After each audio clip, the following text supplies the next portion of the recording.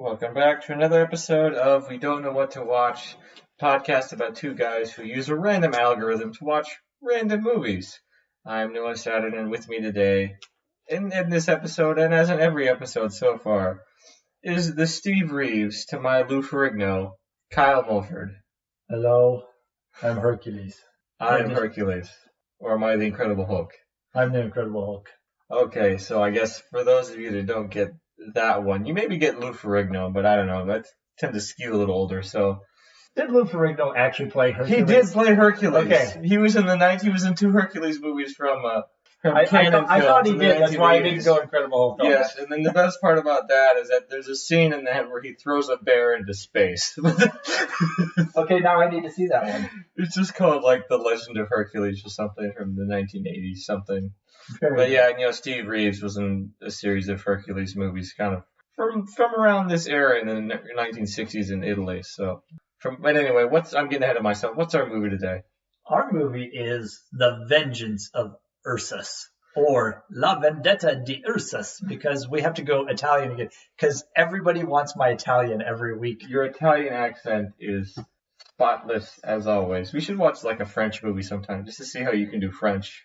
Oh, oui. Never mind. This is directed by Luigi Capuano. Well, and then the main character Ursus is played by Samson Burke. If that doesn't sound Italian, it's because he's a Canadian bodybuilder. Nice. And this was actually his first movie. And then he actually went on to play Hercules in The Three Stooges Meet Hercules. Nice. And I was reading somewhere I think it was just IMDb trivia, and it said Samson Burke in Three Stooges Meet Hercules was the only person to ever play Hercules in a negative light. That's funny. Yeah, because Hercules is always, a good guy or a cool guy.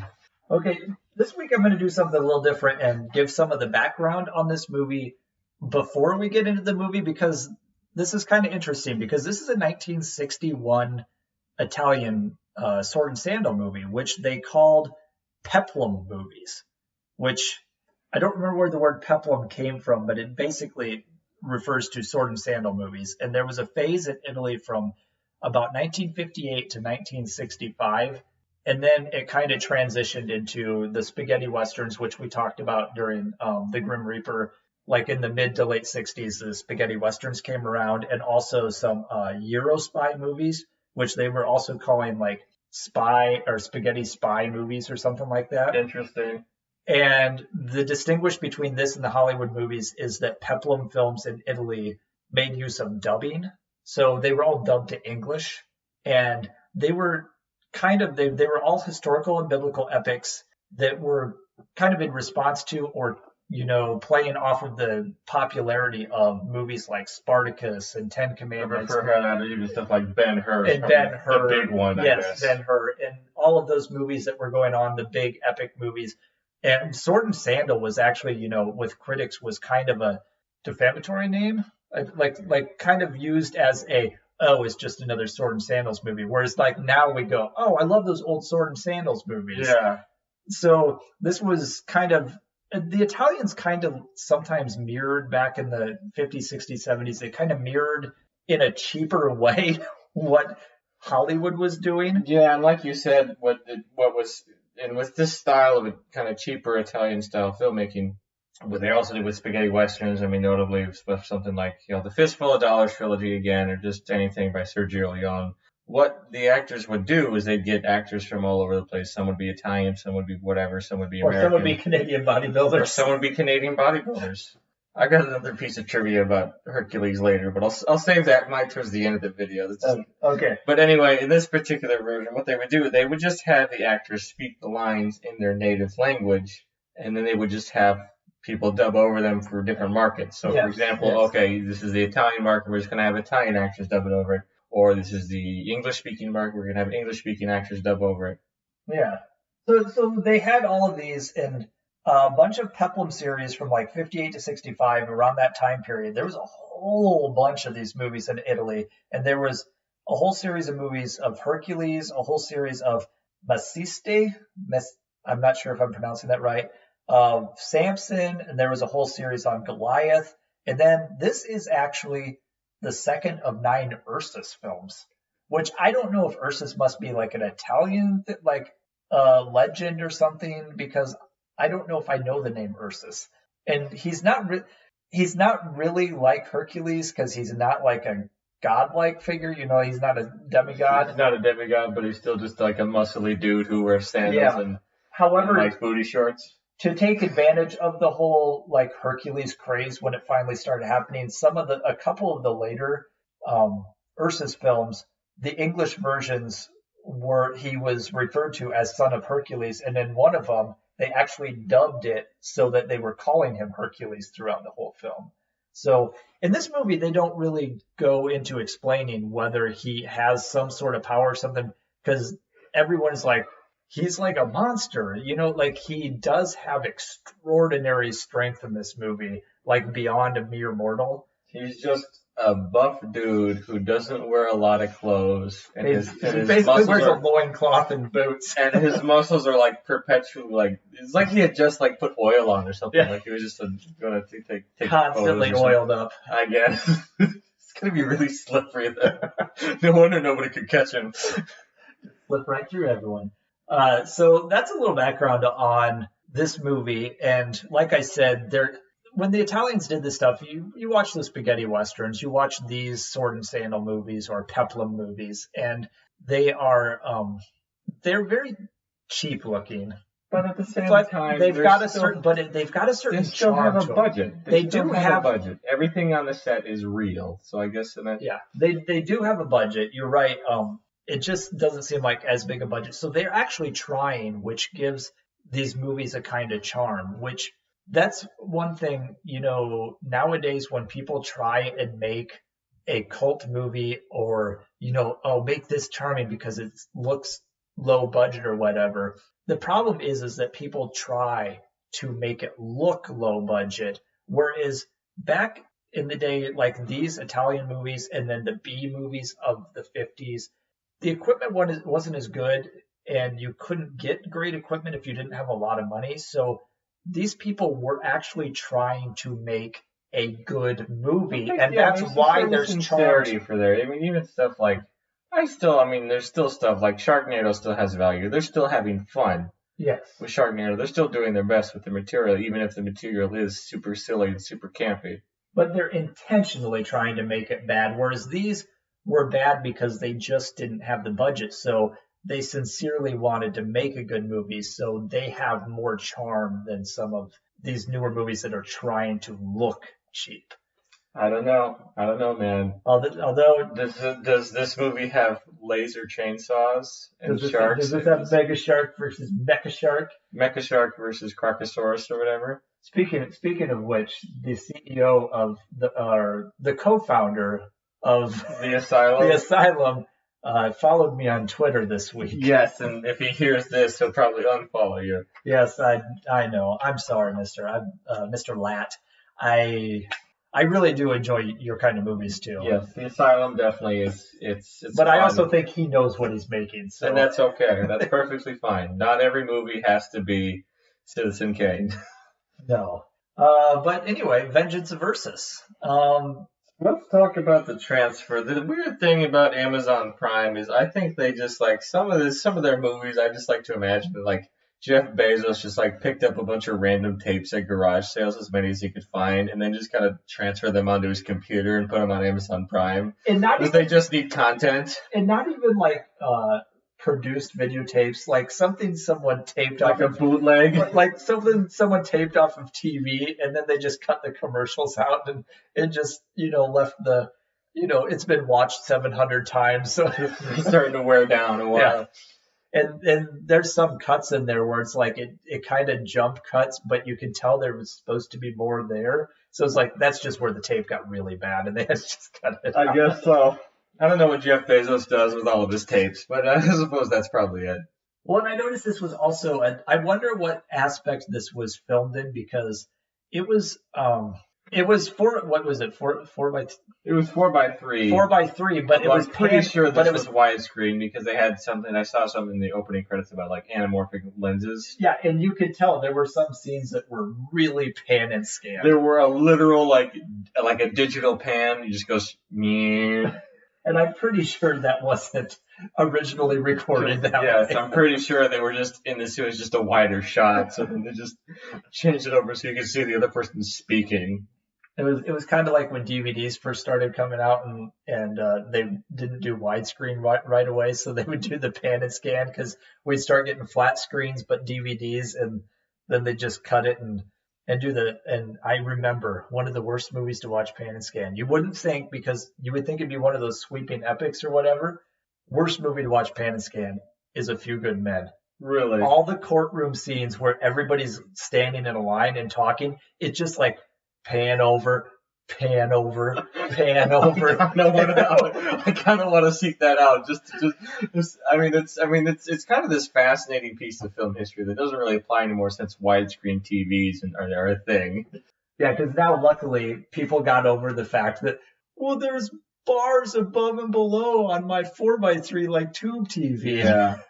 So Letterboxing is good. Letterboxing is good.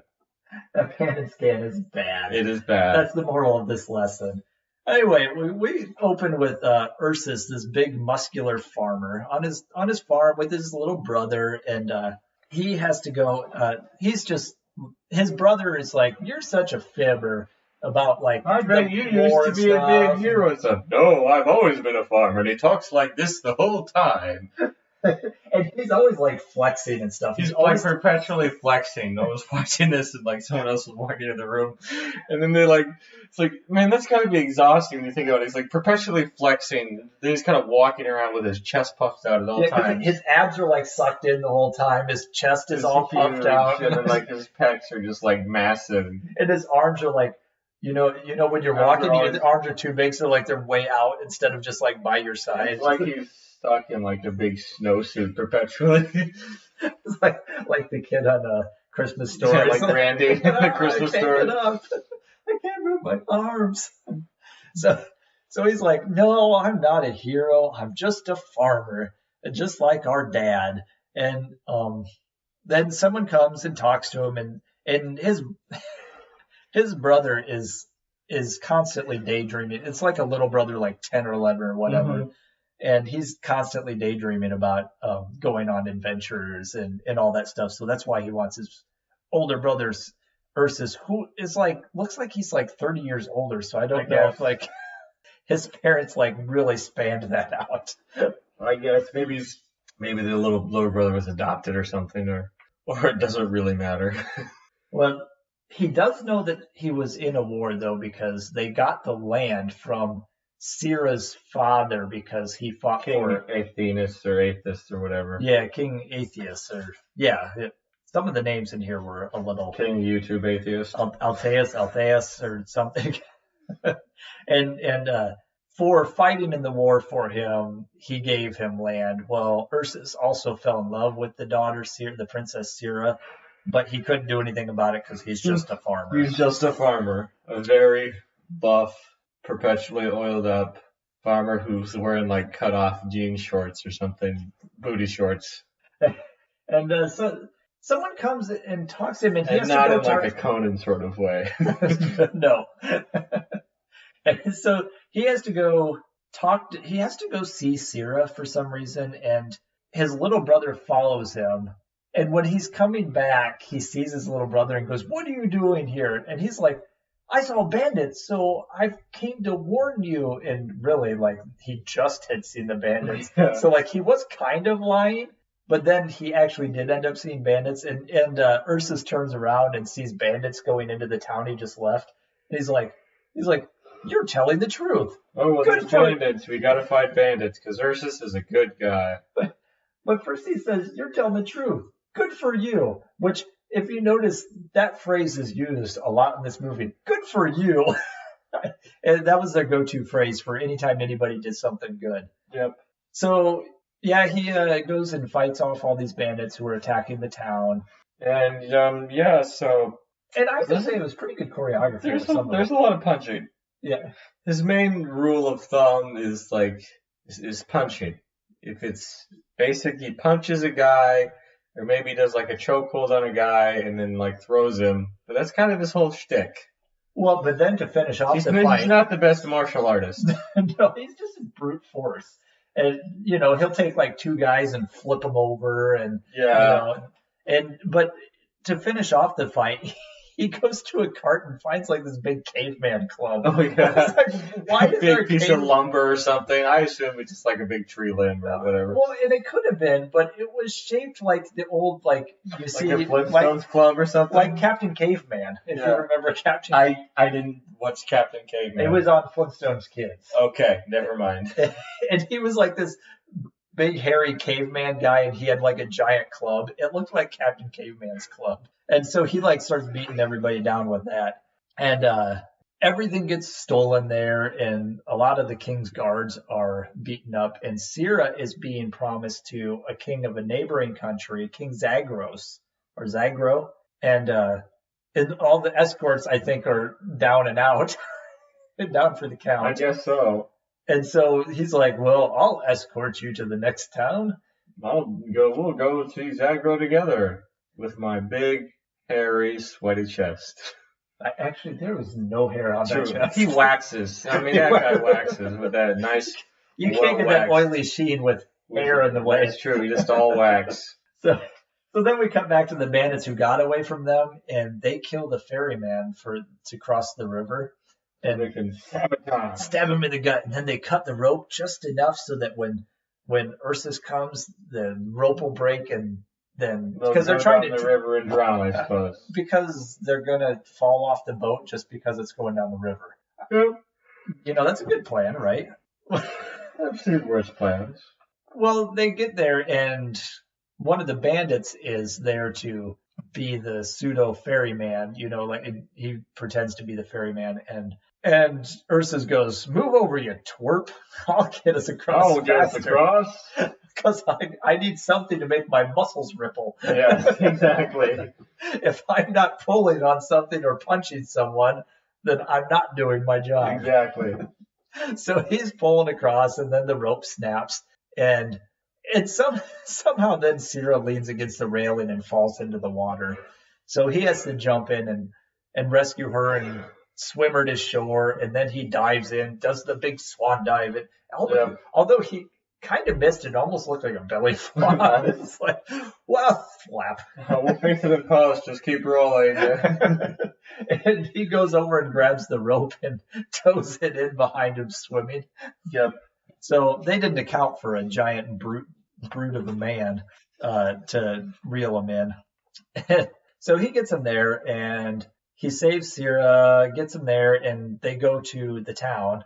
And you find out that Zagro is the king, and he's going to marry Sira. And he's got like a cousin who's another Sabra. I think Sabra is actually Sira's cousin. Okay, Sira's cousin. Because she's jealous because she wants to marry King Zagro to have the power. Yeah, she wants to be queen. I want to be queen. And you find out she hired the bandits. There's a lot of double crossing. Yeah, I mean, this is like Game of Thrones level of intrigue. And I was actually like going, for almost like a cheap Italian, early 60s Italian film, this is rather complex. There's a lot of heavy plotting. It's kind of a densely plotted movie for what's ultimately about a guy punching stuff. It really was. Which, that extra plot and scheming and stuff is what kept me interested through the whole movie. I guess it works. Yeah, so Sabra wants to, she hired the bandits to kill Sira so that she could marry King Zagro and have all the power of the land or whatever. And so we find that out, but Zagro doesn't know that she hired them. And then there's Zagro has like a little helper or something. I don't remember. He's got I'm just going to call him like advisor guy. Basically, he's like the Littlefinger / Barry's Lord of Secrets or whatever. And he's kind of the advisor for... he's kind of I guess, both he talks his way through everything, I guess. So maybe he's like the ambassador or something. He's kind of a little weasel is what he is. Maybe. Then we go to they have a feast because Sierra makes it. So they're like, okay, we'll throw a feast now. And a bunch of dancers are out there. There's a cheetah, I believe. Was it a cheetah or a that's there's like a jaguar or something. The point is a big spotted cat. A big spotted cat, and then dancers out there with like these eyes wide shut masks. I thought this was going to be a completely different party here. Oh, this kind of Italian party. I'm not sure we should be watching this. And we find out Zagro has an evil plan. Because, of course, he's got a plan. Everyone has an evil plan against someone else, except Ursus. He punches stuff. He's a simple man. He sees a person, he punches them. He's very straightforward. Yes. I like the cut of your jib. He knows what he is. He's just like, you know what? I don't like you. Whap. I'm not much for the thinking. I'm more for the punching, I guess. So he goes to a tavern, and there's more scheming there because there's like a rebellion against Zagro because they don't like how he rules his kingdom. So there's a rebellion building there. And Ursus meets one of the leaders of the rebellion, and it's an old friend of his. So the guards come in because they know about like this rebellion starting or whatever. And so what happens? Ursus gets in a fight and starts punching people. Because that's what Ursus does. And so then he's got a bunch of rebellious friends now, and he gets thrown in jail at some point. And then his little brother takes off because like he and the little brother are like, hey, we gotta figure it out. Something's going wrong. I gotta go back to the other kingdom or something to tell him something. And he's like, I need 2 of your best horses. And I just wrote in my notes, he's having horses for dinner. Look to you. Yeah, and he's like, which one's your best horse? He goes, this one right here. Okay, go tell him it's ready. And then he steals the horse and goes off to the other. He's like, I'm just going to go off and talk to Sierra because I don't remember if he thought that someone was in trouble at that point because I don't think he knew anything yet. And so he goes to talk to Sierra and he gets in Sierra's room, but Sierra has been put in another room and there was a plot he found out there was a plot to kill Sierra. Because Zagro is going to kill Sierra, is going to marry Sierra, and then kill Sierra's father. Kill Sierra's dad. So then he becomes the king of both lands. Yes. And then Darius goes into Sierra's room, but she's in a separate room, and this is when the bandits are planning to come in and kill Sierra, and instead he's in there, and he hides in a big vase. Because the cat comes in. And then the cat, do you think is going to... Because I think Zagro suspects something's up, so he sends a cat in. And then the cat attacks one of one of Sabra's goons, I guess, is attacked by the cat and it almost dies. Yeah, and then Sabra and Zagro have a little conversation. They finally tell each other their plans. And Darius overhears. And this is like about the halfway point where they finally tell each other their plans. It's like, you wanted to kill her because you wanted to... Oh, and you wanted to kill...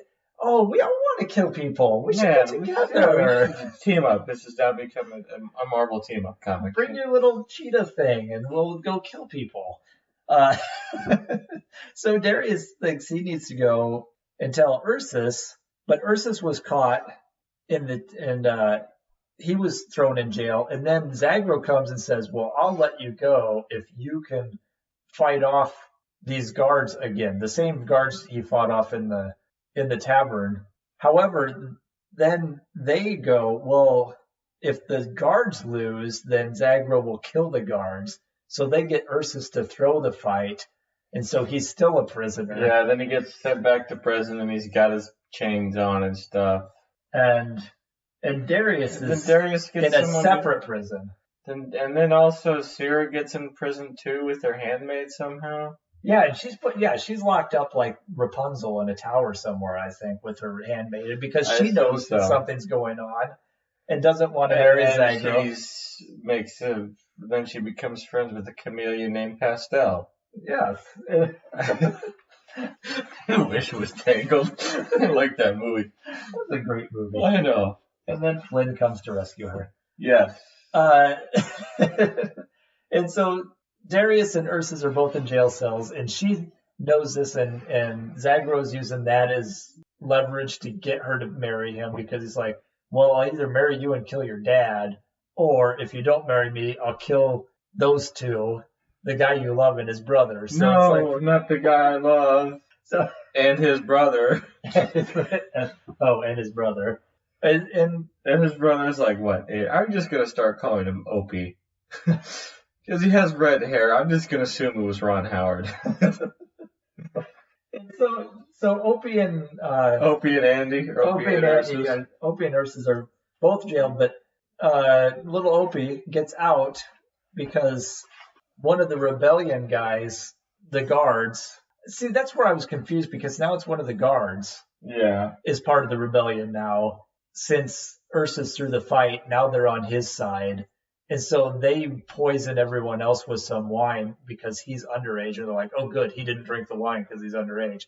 Well, this is Italy. How did you know he wasn't going to drink the wine? You start drinking wine pretty early in Italy, as far as I know. But he stayed away from it. And so everyone else is drugged, so they get him out. And then Ursus is like turning one of those big grinding wheel things, that the prisoners are like when in Ben-Hur or in Conan where he's like, come on. And so he's turning the big wheel, and I'm not even sure what it's doing, or if you're just pushing just to give the slave something to do. And he finds out. One of the guards comes and hint, nudge, nudge. Oh, he tells one of the other guards that the little boy got escaped. So he's like, oh, okay. So I'll just break these chains then and knock out this guard. He does that a lot. Break some chains and knock out a guard. And so this movie is under 90 minutes. I know, right? So Ursus and his brother go back to King Alteos to warn him that Zagro is going to kill him once Syrah's married, and then the little weasel guy is actually over there now, and he goes, what do you mean, sir? That's not going to happen. I have no idea what you're talking about. Nudge, nudge, wink, wink, know what I mean? I think you're just jealous that you don't get to marry Syrah. Like, shut up! Shut up, I'm not jealous. And then at one point we go to the wedding ceremony, and then but first he gets thrown in jail. Then he gets thrown in jail again by the king that we suppose is like the good king in this movie. Even he throws Ursus in jail. He gets thrown in jail a lot. The poor guy, he's just in and out. It's just a bad system. He just wants to farm. All he wants to do is go back to his land and play a Harvest Moon, I guess. Well, because the nice thing is he's like Wesley at the beginning of Princess Bride. He's just like, he's in love with her, but he's like, I'm just accepting my fact that I'm just a farm boy, as you wish. Yes. Shut up, Wesley. Anyway. That's a crossover I wish happened. So yeah, we go back to the wedding, and there's some more Eyes Wide Shut masks coming out. Yep, and then they go through the whole wedding ceremony, and then Syrah seems kind of cool with it. Blah blah blah. They go back and then takes off the mask, and it's actually Jim Carrey, the mask. No, it's Sabra. I wish it was Jim Carrey in the mask. Or the Son of Mask. Then the party not Son of Mask. If it was Jim Carrey in the mask, the party would have been smoking. Or it would have been Cuban Pete. Well, it was not smoking. It was definitely not Cuban Pete. And even Eyes Wide Shut, they kind of failed to deliver. Yeah. There was no nudity whatsoever. I was very disappointed. I wanted to see naked Tom Cruise. Well, I was going for Nicole Kidman, so you can have Tom Cruise. Okay. So that's how he tricked everyone into thinking that he married Syrah because it was Sabra instead, and Syrah's still locked up. And Alteos didn't believe Ursus about the whole conspiracy, so instead of believing someone who fought for him, someone who has always been good to him, he goes to his astrologers to see what's up. It's like, well, what's going on? They're like, oh, bad things are going to happen, and blood is going to be shed. And he's like, oh, probably your blood too, by the way. I'm a little worried because my astrologer says this. Not my friend and loyal soldier who loves my daughter dearly, who would do anything to protect her. Well, this is about the time that Ursus breaks another chain. Oh yeah, And breaks out again, and then of course he's this time he's in a cell with and his then brother. Sabra is also blackmailing Zagros, like, oh yeah, well you married me and I know your whole plan, so you can't kill me. But then he kills her anyway. Yeah. So you can't get rid of me or put me in jail or anything. Nope, he just stabbed. I guess he's taking a few lessons from Ursus. If there's something in your way, you either punch it or stab it, I suppose. Kill people. Maybe. He's just a little psycho. Are you saying a name like Zagros is not necessarily the name he gives the good guy? Not necessarily. Are you telling me that Doctor Doom is the bad guy? What? Tell me it isn't so. God, way to spoil Fantastic Four. All three of those movies. Yes. Oh, wait, they spoiled themselves. Yeah. So Ursus broke the chain, and he also pulled the windows, like the bars out of the window to get out of the prison. As you do, I suppose. And so he goes, and then he's an idiot because he's too late, and King Alteos gets stabbed. He gets stabbed by an advisor guy. He gets stabbed in the shoulder. It's a It fatal dies. wound. I guess, just a couple arteries there. I don't know, maybe just the right spot. Maybe it nicked his carotid artery. That could be. So the killer got away, and of course, Ursus has the perfect timing of showing up and then picking up the knife, and then the guards come in. They're like, "Oh, get him! He killed the kid." Yeah, he's got It's like, Peter Parker syndrome again. So then I like how they resolve this because they're like, well, you are lying and you killed him, but if you can pass these tests of strength, that means you're not lying. Yeah, divine test of strength. I suppose it's like trial by combat sort of situation. It's like, that doesn't prove he's innocent, it just proves he's strong. This guy who's proved time and again that he's very strong. He ripped the bars off of your jail window, dude. I think he's all right. So he has to go through these trials, and the first one is trial by fire. Yeah, they've got another push deal where it's him on one side and a bunch of other dudes on the other side. 10 dudes on the other side. And if either of them gets pushed too far back, then they end up in fire. And so of course it's all dramatic, and he gets really close to the fire, and then all of a sudden his brother's cheering for him. He goes, "I can do this!" And yeah, then he gets he eats some spinach or something, and then.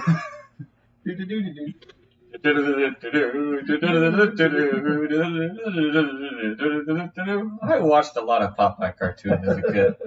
So he wins that one. He knocks these people into the fire. So these poor guards I guess are just doing their now. job, and this prisoner is like, "Well, I got to kill you in order to get out of here, but it's okay with everyone." Maybe they're just really burnt and not dead. Maybe they got toasted. Toasty. Yes. And so the second trial is Trial of the Lances. And I was really confused at first because they just show a line of guards, and each one throws a lance at this board. And you're going, what is going on? Is he supposed to match their throwing skills? Yeah. And then all of a sudden it shows the back of the board, and all the points are coming through it. And he's tied to, he's got two ropes tied to his wrists. And an elephant is pulling him towards the spears. Yeah, that was interesting. So now he has to win a tug of war against an elephant, and then his brother is on the other side of the elephant. In case you didn't know, this guy is strong. Because he outstrongs an elephant. Well, and he's about to get pulled into the spears by the elephant, but then his brother rushes out and gets knocked over and is about to get trampled. He injects some steroids right into his wrist. He gives him more spinach. And he hulks out and just goes. He Hercules out.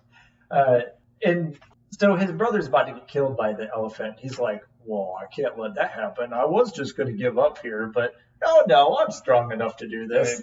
And he pulls back the elephant or something. He pulls the elephant backwards. So, man, this guy's strong. So he wins. Surprise.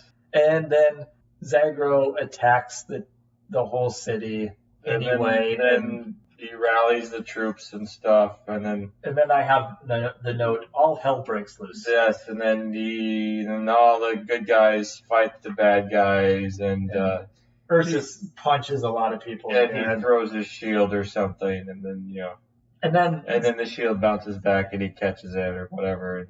Zagreus wants to. He's not Captain America. He's Hercules. Ursus. I mean, whatever. Zagreus wants to stab some more people again, so he goes in to stab Ursus. And really, Zagreus, you really think you're going to take on Ursus? Especially because Ursus he's got longer arms. He'll definitely get more of a I'll just wingspan. turn this on you and push it right in. Okay, Zagreus is dead. Yeah, so then instead of punching him to death, he gets stabbed to death by his own knives as a piece of poetic justice, I suppose. Yeah. So both kings are dead now. So the only one left is Syrah. Is the Syrah, who I guess now is still the queen of whatever place.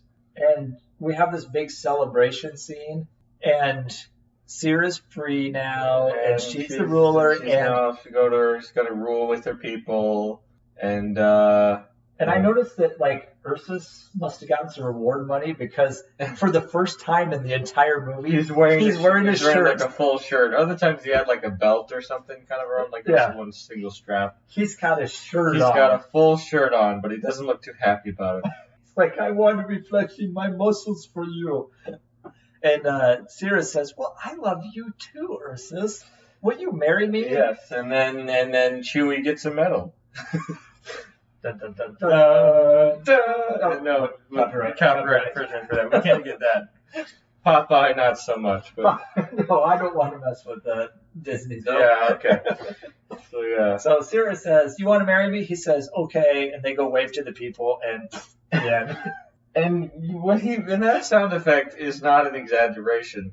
For whatever reason, there's no ending credits or whatever. This movie just stops. It cuts to black, and it just stops. And then it says, do you want to watch something else? I thought at first, did I miss something? Did my TV crap out? No. The movie just stops. It doesn't even say the end. The old Hollywood movies would at least say the end and have a nice moment at the end or nice swell of music. This just stops. Maybe there's some missing scenes. Maybe there was a really cool scene at the end, and so this VHS copy that they got worn out because someone replayed it over. Yeah. Maybe they finally went to the Eyes Wide Shut scene, and they actually showed some nudity there, so it got played over and over. Maybe it's just I assume it's like a situation like old Grindhouse movies, which would happen. Projectionists, what they would do is they would clip out their favorite scenes. They would actually literally clip the film out of a reel of their favorite scenes. So certain parts of a scene, if you would go see these old movies, they would just be missing. And that makes a great gag in the movie Grindhouse. I have not seen that movie yet. It's double feature and was originally a double feature in theaters. One was by Robert Rodriguez, the other was by Tarantino. Tarantino, yeah. And I think I like the Robert Rodriguez one a little bit better, but it's called Planet Terror. I saw their other two movies, though, called From Dusk Till Dawn, where you could tell the first half was directed by Tarantino and the second half was directed by Rodriguez.